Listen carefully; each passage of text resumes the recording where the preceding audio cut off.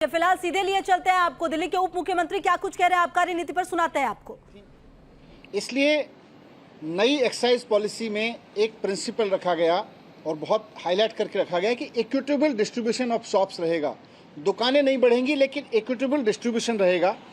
लगभग बराबरी से बांटा जाएगा पूरी दिल्ली में, ताकि कहीं हुज ट्रेजेडी ना हो, ताकि कहीं कोई गड़बड़ी ना हो। तो ये एक पॉलिसी का इम्पॉर्टेंट प्रोविज़न था। मई 2021 में ये पॉलिसी पास करके, कैबिनेट से पास करके एलजी साहब के पास मंजूरी के लिए भेजी गई। इस पॉलिसी को मंजूरी देने से पहले एलजी साहब ने पूरी पॉलिसी को बहुत ध्यान से पढ़ा और उसमें कई महत्वपूर्ण और बड़े बड़े सजेशन दिए कि इसमें ये परिवर्तन कर दो, ये परिवर्तन कर दो, इस तरह का बदलाव करो।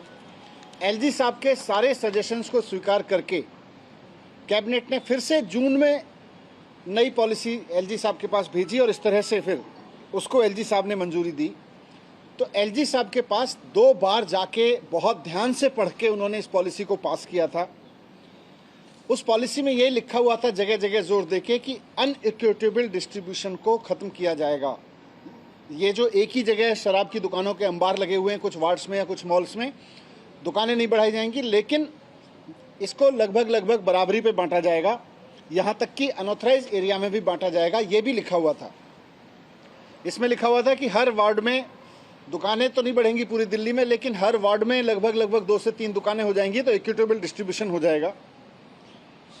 मैं पॉलिसी की वो लाइन भी आपको दे दूंगा, उसमें साफ साफ था कि इक्विटेबल प्रिंसिपल पे काम करेगी और पूरी दिल्ली में लगभग बराबरी पे दुकान बांटी जाएंगी, इंक्लूडिंग अनऑथराइज्ड एरियाज।